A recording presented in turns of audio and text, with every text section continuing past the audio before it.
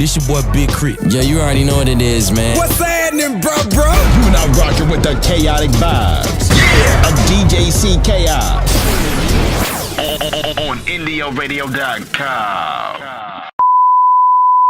Check. You already know what time it is. DJC Chaos, Chaotic Vibes Podcast. Right here, IndioRadio.com. Special guest, Porchia Marie. What's up? What's up? I'm excited. Why are you so excited? I don't know. God is so good. Life is great. I'm fasting right now, so I feel amazing. Okay. Yeah, like a detox fast? It's like spiritual and cleanse. So it's not Ramadan. I know a lot of people doing Ramadan right now. Some people think I'm doing Ramadan, but no. I just happen to fast with them. It's just the craziest thing, but yeah. Before we get too crazy and too into this, introduce yourself. Let them know where you're from. Hi, guys. I am Porchia Marie, Master P. I am from West Memphis, Arkansas, and I've been in Atlanta, Georgia for 4 years now. West Memphis, Yes. Arkansas. Is that a real place? I'm the first one, huh? Is that a real place? Don't asking. try it. That sounds like you was. Yeah, I'm about to choke him. This interview is about to end right now. I didn't even know. Okay, so let me West explain. Memphis, You've been Arkansas. to Memphis, Tennessee, correct? Or heard? Yeah. Okay, so I was born in Memphis, Tennessee. See, I knew you was bridging some Yeah. shit together. Like, I was born there. Fuck. But then it's a bridge, and then it's West Memphis, Arkansas. It's where I was raised. But it's literally like 5-10 minutes a piece. It is a real place. So Arkansas and Tennessee, is that close? Is that close? People don't know that. I had no See, idea. people think it's like so far-fetched. But it's like literally a bridge. It's like East St. Louis and St. Louis or whatever, like that type of vibe. Okay. But yeah, like the hell, Bill Clinton is like 2 hours away from me in Little Rock, Arkansas. I had no idea. Like, anybody, like, who is, no, he went to college.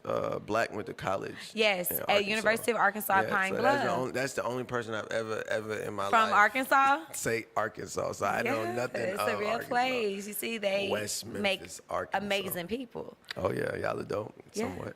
Yeah, all right. Somewhat. See, I'm choking y'all.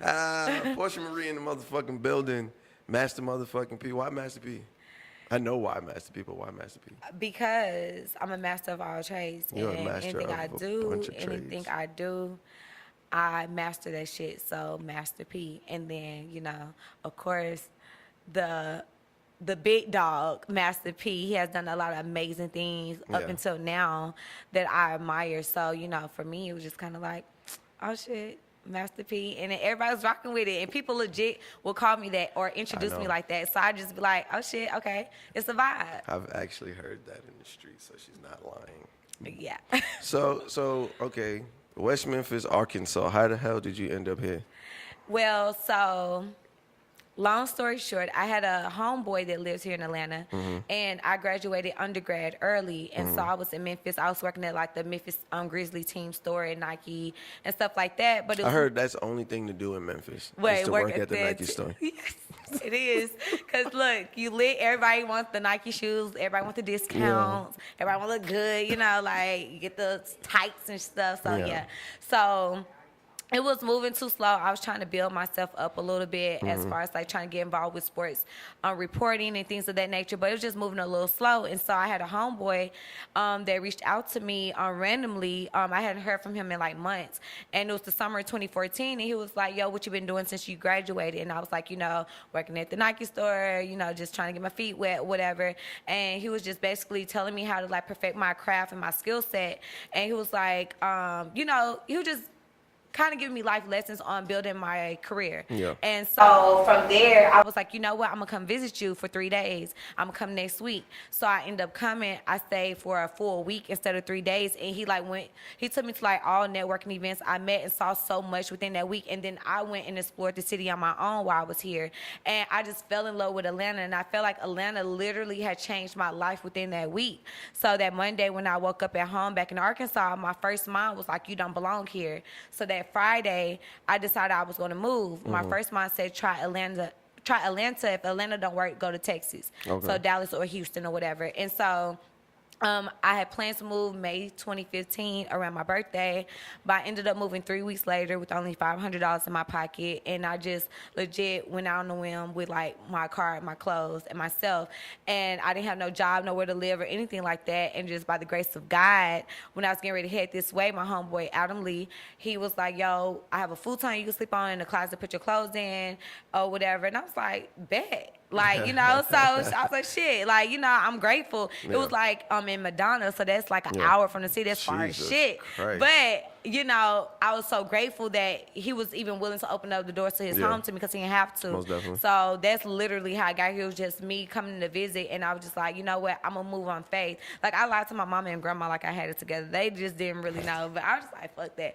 And I'm just one of those people. I truly believe in myself 1,000%. So I felt like I had nothing to lose. I didn't have no kids, no husband, no nothing like that. My family still loved me. Yeah. If I wanted to go back home, even though that's not an option, but still, you know.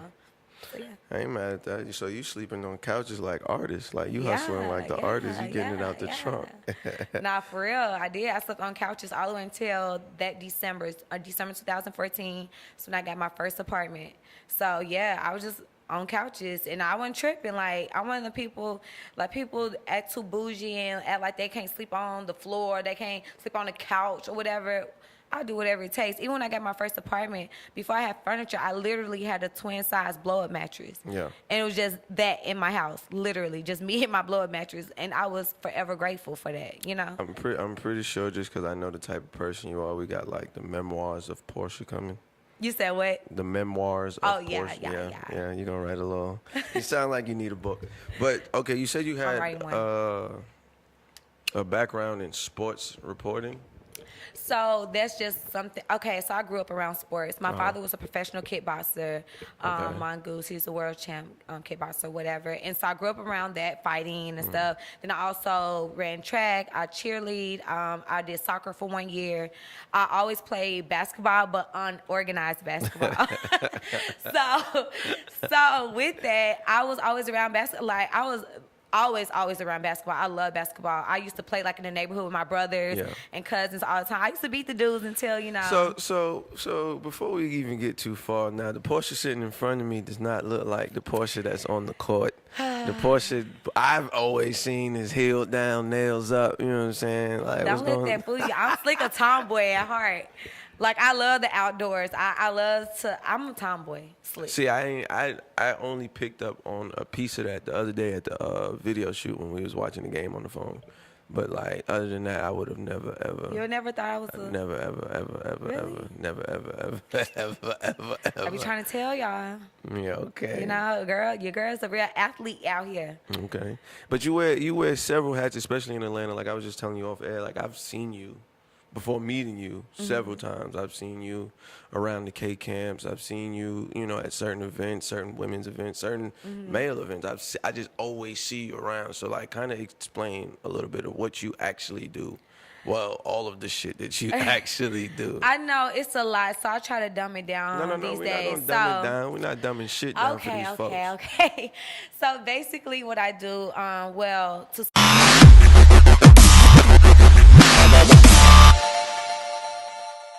That's how you For real. Got it out the mud. Nah, but and it's crazy. I hate people like you, like in the best way possible, because you come in here and you be like, we're just gonna sum it all the way up. I just do marketing. It's like in all actuality, you wear 76 hats.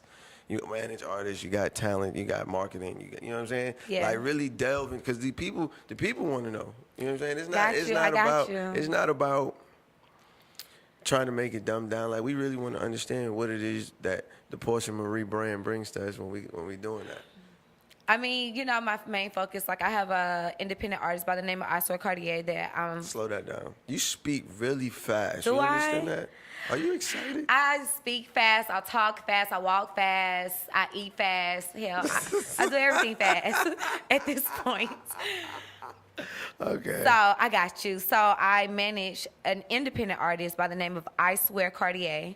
He's a dope artist I discovered actually on SoundCloud a year ago. Okay. So I've been pushing him forward. And then outside of that, I have Dope People Meet, which is me like partnering with different brands, labels, artists, and just kind of like being like their liaison to bring these dope experiences to the community. Yeah. So it's just me building my like stomping grounds in the creative world in any way possible. So yeah.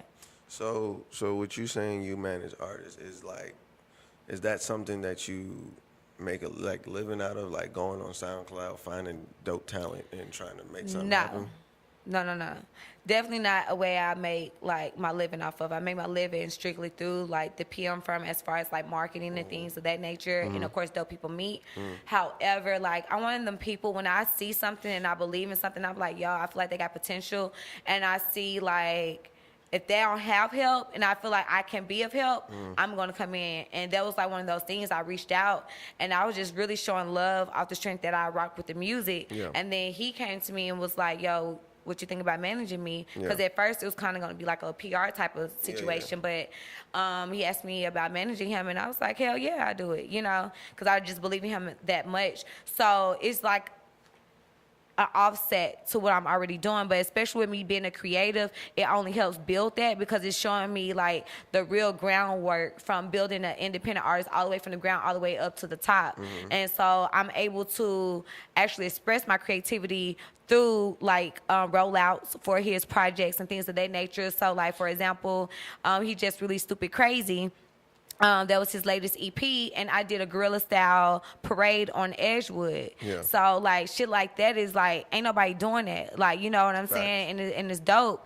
But I'm able to express my creativity through him. So it's kind of like I'm kind of like doing 2 in 1. You know what I'm saying? So for me it works, but I just have so much potential in him that I feel like he's gonna pop. Like, and it's just a process, and you have to be patient. Most definitely. You know what I'm saying? So, and I'm just grateful that he is a patient artist because some artists feel like shit's supposed to happen overnight, and it don't work like that. You know what I'm saying? So, so no, it's not the paycheck from that right now, like that. But you know, it just helps with business. So what does it take for you to grasp interest in an artist? Like, what is your musical taste like for you to say, man, that's dope, I want to be a part of that? You know what? I ain't gonna lie, I'm a little ratchet.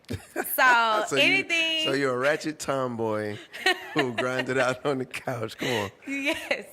So I'm a little ratchet. So anytime I hear music, like I'm all into production. So I'm more of a production girl. So it's like when I'm listening to music and the production is fire, then I go back and listen to the lyrics. Like the lyrics ain't gotta be shit, really. But if the production is fire, I'm like, okay, that's gonna first get me. It's gonna grasp my attention first. Okay. And then I go back like, oh, this shit kind of fire. So with him, it was crazy because I was sitting down with my homie TL on the beat. And we was on his SoundCloud listening to some music he had. And then I saw Cartier music played next. And I was like, who is this? And he told me, and I was like, oh, I went and looked him up. And I was like, oh, he's fire. So it was more so. So it was a complete accident first and foremost. Yeah, it was an accident. And then, yeah, it was crazy. It was like an accident. But the dopest thing was he produced all his music. And so to me, that was a plus because it's like, okay, with an artist, you hate to have to wait around on producers or other people. I hate waiting around on anybody for anything. That's the reason why I learned how to do everything that my company, produces out. Because my patience is not that great. So I love when I have everything right there. So I feel like it was the total package. Like you produce and you rap, like hell, we ain't gotta wait on no beats. Like we can collaborate with producers, but it's dope that we don't have to go outside of the company. So yeah, that right there was like it for me. I was like, oh yeah. Yeah. So let's get back to you saying the lyrics can be trash. No. Okay, so let me back that up. Let me back that up because I don't like trash ass rappers, and I feel like a lot of people support and promote a lot of trash ass rappers. To be honest, it's a lot of artists out here that are popping that shouldn't be popping. I feel like my artist is way above them, to be honest.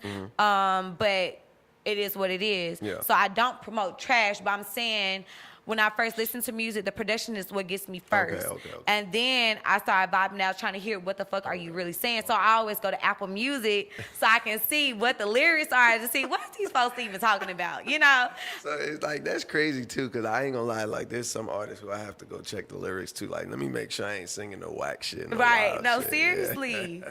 And some stuff it just does not make sense. But There's people a be lot of really shit. out here popping. Yeah, Like, a so, lot of yeah. this shit don't make sense for real. So we got the PM firm, we got Dope People's Meet, and like, and that's one thing too. Like, one thing, and especially in the city, like again, your reputation precedes you. Is like people will be like, man, Porchia got the ill rollouts. Like, how do you come up with rollout ideas? What the fuck? I'm just a creative, and especially when I'm in the car. So when I'm in the car, like that's how I came up with Dope People Meet, and it was crazy because I was sitting down with my mentor Jason Reddick, and he had like Shout out to Jason. Yeah, shout out to my dog Jason. So actually, I do have another platform called Dope New Artists or DNA where I highlight up and coming talent, and so I wanted to build a showcase from that. Okay. But long story short, the idea that I came up with, Jason thought it was trash, basically. And so, and he pissed me off. So I left his office, got in my car, I was driving around, and I was just thinking, like, what can I stem off of Dope New Artists? And then Dope People Meet just came to me. And from there just grew. Like, it actually grew beyond what I intended it for it to be, which is the most beautiful thing to me. But it's just like, for me in the car, that's like my place where I just really start thinking. And really, I don't know, it just, shit comes to me. Like, I just be sitting down and I just be thinking about certain stuff, and then something come to me and I start writing in my notes. But a lot of my creativity like comes from like moments in the car. Yeah. Cause that's like the time when I can really like think. Cause when I'm sitting down or doing anything else, I'm not like, I don't have a lot of time to think outside of what I'm working on. But in the car, I'm always thinking. I don't know. It's just, I think it's a gift. Like, honestly, it's a God-given gift because shit just comes to me. And I'm like, oh, we're going to do this. Yeah. Like the parade, I was just like, oh, we should do a parade. So how is it hard? Because like artists consider themselves a creative as well. So Right. does that sometimes, like that creative, Does it like, clash? No. Because Honestly, Porchia gets her way. this is the crazy part. Honestly, my artists do let me get my way. Slick, like anything I come up with, he be like, all right, bet. Not just your artist though. Any artist that artist, comes to you, any so- client. Well, so what I do is I will allow them to give me like their ideal of what concept they have in their head.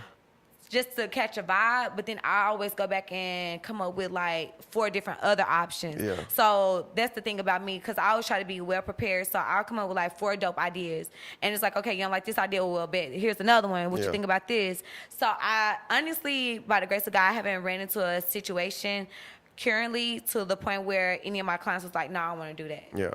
Like, they always like, oh, that's hard, that's fire. Or like, they just trust me. Like, that's Yeah. just one of those things. At this point now, I feel like I done build up enough, like, rep and trust within them that they just like, okay, I fucks with you. I trust you. I trust you. Like, it took me, 3 or 4 events before Mama Camp was like, oh, I trust you. Yeah. And when she told me that that night, I was like, I don't know. I just felt so happy because I was like, she finally fucked with me. Because if you know Mama Camp do not tough. sugarcoat nothing, Yeah. okay? Yeah. She gonna keep it to you. She gonna give it to you raw, period. And so it was just like a thing where she was like, okay, you really know what you're doing. So Was that like a breakthrough for you, or were you already establishing with your doing brand? K Count, Yeah. so when How did that come about? So I'm a person of manifestation, so I will say that first. So no, Dope People Meet let me say this first about Dope People Meet. When we did our first activation at ASCAP, it was packed out, it was sold out. People like attracted to it quick. And that's when I was like, oh shit, I really got something. So Dope People Meet was blown up before K Count, but it took me to another level, another space when I had to do the Spinrilla and K Count fan experience, because now it's like, okay, now I'm tying Dope People Meet with artists. So now it became like something more. That's why I'm like, it grew to being something more than I anticipated on being. Most definitely. But it was just like with the whole like K-Camp situation, even me like working within that space.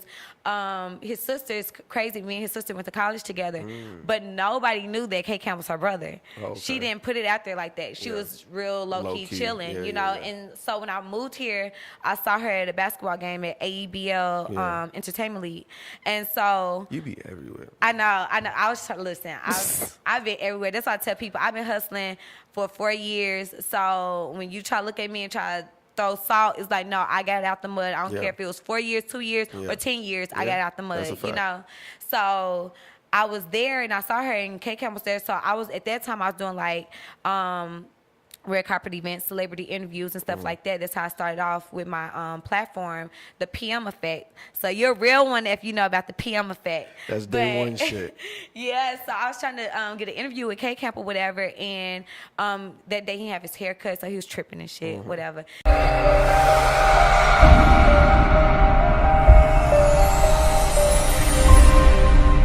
NDORadio.com. You have an interview, not an interview, you have a meeting with Spinrilla at 6. I'm like, okay, bet. So I get there, that's like, yeah, we want to do this fan experience. I was like, when? That's like Thursday. I'm like, okay, well, everything is closed right now. Yeah. So, okay. Yeah. So I legit had to get everything together that night, the next day, order everything, get everything in by Wednesday. Thursday was the event. Yeah. And we had over 600 RSVPs. It was sold out. Like, I had to stop it at 600 because it was going crazy.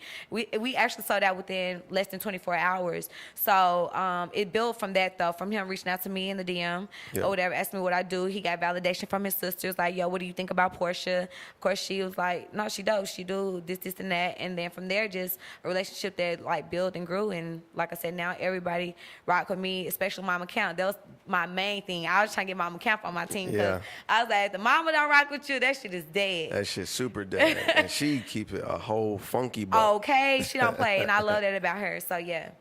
That's dope. Yeah. Fucking K-Camp, rare sound. Portia fucking Marie. So, we've talked about the PM. Yeah. We've talked about dope people meet. Yeah. Dope new artists. We've talked about the possible memoir. Yeah. We're going to get an exclusive. You know. And then we've talked about I Swear Cartier. So, what is next for Portia Marie? Right now, I'm working on doing some more ill-ass rollout plans for I Swear Cartier with his Stupid Crazy EP. So we're still focusing on his single Trapping In, which is going crazy. It's going bananas and really going crazy as fuck in Brazil. So it's like mad crazy.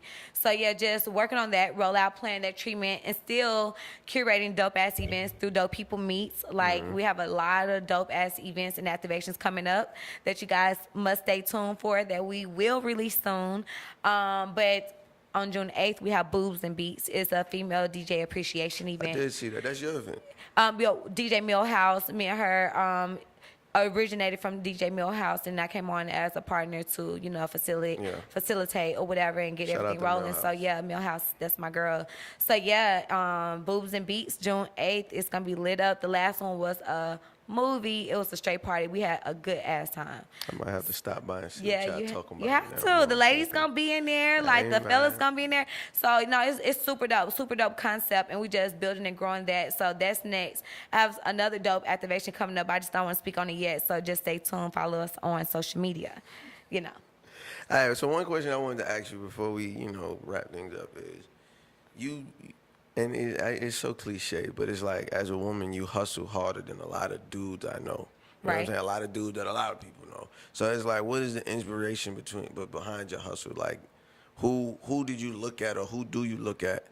Like, damn, I need to hustle like that, or you know what I'm saying? Like, what keeps your fire going? My mom and my grandmother is what keeps my fire going. I want to move them to Atlanta so bad, and they don't want to move because when they're older, they don't want to necessarily get up and move. And I feel like, shit, if I buy y'all a house, what the hell you gonna do? You gonna say no? Yeah. So I always think about, I want my mom and my grandma to live like closer to me, because it's hard to go back home. And everybody know I don't like going back home. Like, if I'm there, I'm literally there no more than like 48 hours.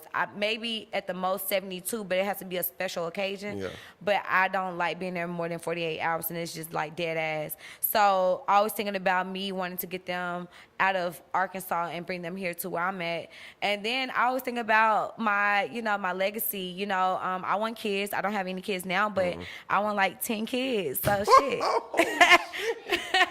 Yeah, I want like 10 Okay, hey, PSA, if you fucking with Porchia, you gonna get a football team. Okay. Jesus Christ. Yeah, there's like 10 millionaires right there. I feel that. But God I know. Damn. But I do man. want a big family, but regardless That's if I gonna have. scare anybody you say that to. Nah. I found some that be down. They be like, hey. They okay. say that, but yo, after 3, them niggas like, hey. Hell no. You know Fuck what? you 3 like. is my minimum. I said 3 is my minimum, but I'll go to 10 if my husband wants that. So, but I always think about that I do have a legacy to leave behind. So I be like, when my kids grow up, when I start having kids, when they grow up, what do I want them to remember me for? What, I don't want them to grow up and see certain things in the media or whatever that's like embarrassing or that can shame them. Like, I don't want anything like that. So I always keep that in the back of my head. Like, I still have a legacy to leave behind no matter what. I even have like nieces and nephews, so I still got to consider them too. Yeah. But that's like my drive. There's no one person that I like be on their IG every day or trying to see what they're doing or anything like that. Nothing like that. It's literally like me and God talking all the time about what I want to see and manifesting that. So that's really what keeps me going for real. But I will say, I do like hearing Civil. What I like about her, because for so long, so many people don't know, like you just said, don't know what I do. And I think it's such a mystery behind her. People don't know what she do. But when you see her or you say her name, it's respected and people rock with her. You know what I'm saying? No matter what. So I think that's dope when you have that much respect, even when people don't even know and there's so much mystery behind you. So I always say, like, I rock with Karen for that. So I would say that's somebody like that I think is dope. Yeah. But I still don't be on her page every day. You know what I'm saying? Most definitely. So Most definitely. yeah. But is it like, is it harder? Do you feel like it's harder for you to knock down certain barriers? There's no funny shit. This is a man's world. You know what I'm saying? So like, You and think like, it's a man's world? No, it is. And I tell T all the time, like me and T talk about it all the time. Like it is, but it's not. You know what I'm saying? Right. It's like a facade. Like, women really run this shit, but it's like you still got to knock down barriers that men don't necessarily have to worry about. So do you feel like it's harder for you? Well, I would say it's a little bit more annoying because a lot of times, especially doing business with men, because it is a male-dominated industry that I work in. But now, women are starting to take over. But anyway, but working with men, but mind you, I grew up with boys, so I was the only girl in the house of 4 boys. So it don't bother me being around dudes. Like, a lot of times you might see me around dudes more than females because this is how I grew up, and it don't bother me. But what bothers me is when they try to mix business and pleasure, because I don't play those games, because it's just like it becomes. Let me say this though. It's okay if y'all met on a personal level first and then y'all decide to do business together. But I feel like if you initiated business first, you need to keep it on business. Until you know for sure it won't be no funny business. You know what I mean? So it's just annoying that, a lot of times people trying to take you on a date or trying to do this and that. When they owe you a check, don't take me on no date. I don't want your damn meal. I can feed myself. Pay me my check. Facts. So, I just be so, like, making sure I stay grounded. And because men will try you. They will try you. So I do come across that. I won't, like, flex like I don't. I come across it, but I dodge it so fluently that they sometimes still keep going, but then I still keep dodging it, so it just works in my favor sometimes. But that's the only negative thing I can say. It just becomes annoying because it's just kind of like, just respect me. If I said no the first time, just respect that and keep it moving. Like, but that one no is like 30 other niggas behind. Tell me about it. Like, I'm like, sheesh. Like, it's crazy. Even today, I was in the gas station and I was going to go ride bikes. And, like, I walked in. It's one thing to compliment a woman, but, like, 2 or 3 of them came around the corner to stare at me. I'm just looking like, get the fuck out my face. Like, can I, like, please shop in peace real quick? And I have to rush up out the gas station because I'm just like, dang, they all up in my face. Like, men just make it uncomfortable. They don't understand. Like, it's levels to it. Like, You know, like it's So, levels. so would you ever date inside the industry? Is that like a? You know, I used to say I wouldn't, but I will say this. Working in the industry, you have to be with somebody that totally understands and respects your schedule and your time, because Say that shit for the niggas in the back. God damn. No, seriously, because, you know, a regular Joe, whatever, like, they wouldn't get it. Like, you'll be around, like, a lot of times I might be the only girl in the studio, or I just might be around a lot of dudes. Like, when I was on the, some people know, a lot of people, well, I ain't gonna say a lot of people, but some people know I started out working with Day Day. And so when I went on the Birth of the New Nation. Green hair Day Day. Yep. Okay. Yep. What you mean? Spin that shit. So when I started working with him, I went on the Birth of the New Nation tour. I was his tour manager. And I was the only girl. So, you know, you gotta think about like moments like that where I'm like the only girl in the room. And you have to be confident as the man to respect the fact that I'm working. Yeah. It's nothing more than me just working. But some dudes like get too insecure, and I can't stand no insecure man. I can't do it, and I'm not about to keep like defending myself every Facts. single day, every single second. I can't do that. I don't have time like that to even give you that much time and energy. Like, that's just wasted energy. So I feel like for me, you slick gotta date somebody in the industry, or somebody with a schedule that's just as busy as yours, or Most they definitely. just, you know, they just need to respect your job, period. If you with somebody and they don't respect your time and your job or your schedule or the people you're around.